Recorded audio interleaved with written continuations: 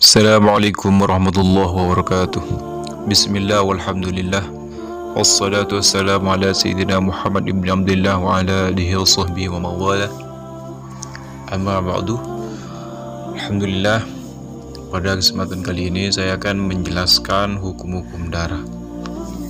Mengingat ini sangat penting bagi seorang wanita untuk belajar ini. Sengaja saya akan posting ini agar bisa ditonton, di-share kepada masyarakat, kepada teman-teman yang belum belajar tentang hukum-hukum darah.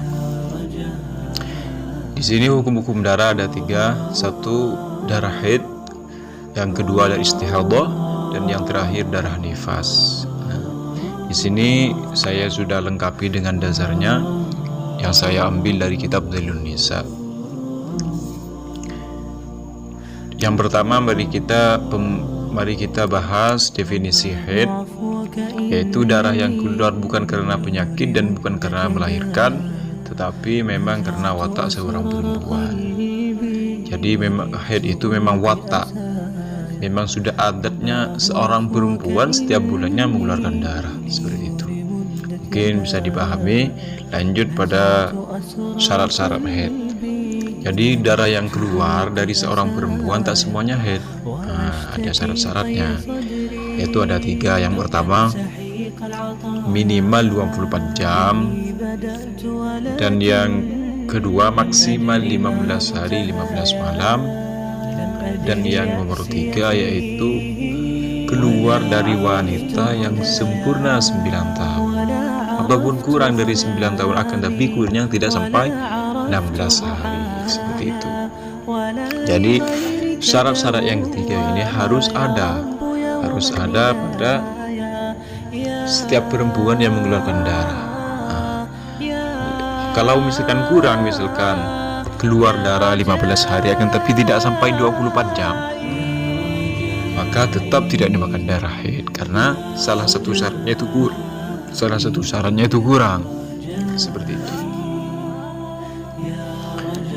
Terus pembahasan yang nomor 2 yaitu nifas.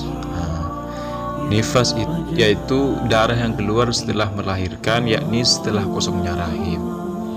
Jadi apabila seorang wanita misalkan melahirkan dan keluar darah, terus rahimnya belum kosong, belum keluar semua, maka tidak dinamakan darah nifas. Karena di sini titik tekannya harus keluar dari seorang perempuan yang setelah melahirkan dan rahimnya benar-benar kosong, seperti itu.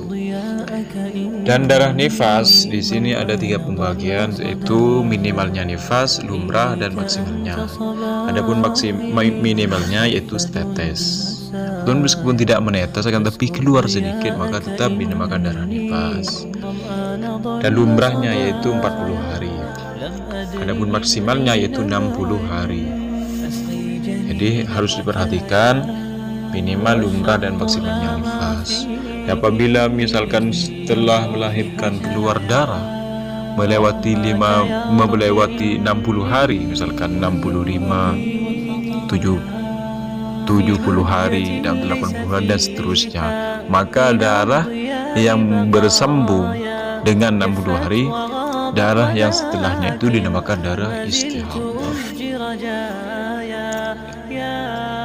Terus macam-macam warna darah. Di sini ada 5. Pertama, darah 1 yaitu darah yang berwarna hitam. Yang nomor 2 yaitu darah merah. Yang ketiga darah merah muda atau pink. Dan yang nomor 4 darah kuning. Dan yang kelima yaitu darah keruh.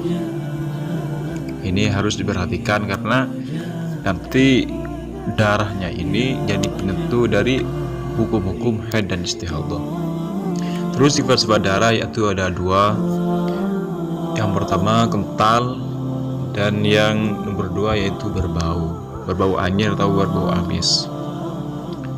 Jadi apabila di sini sifat-sifatnya itu lebih banyak, misalkan darahnya kental, sekaligus hitam dan berbau, maka itu yang lebih kuat, seperti itu. Terus yang terakhir pembahasan hukum-hukum darah yaitu darah istihadah. Istihadhah adalah darah yang keluar bukan karena haid dan bukan karena nifas, yakni tidak mencukupi syarat haid dan tidak mencukupi syarat nifas. Jadi kita perhatikan darah syarat-syarat haid yang ketiga itu. Apabila keluar darah tidak mencukupi syarat-syarat haid yang tiga, maka bisa dipastikan itu dinamakan darah istihadhah. Misalkan tidak sampai 24 jam, keluarnya melewati 15 hari. Misalkan keluar dari wanita yang kurang dari 9 tahun, maka bisa dipastikan itu dinamakan darah istihadhah. Mungkin sampai di sini pembahasan kali ini. Untuk lebih lanjutnya ataupun ingin mengetahui lebih lanjut, saya akan tampilkan di video yang selanjutnya.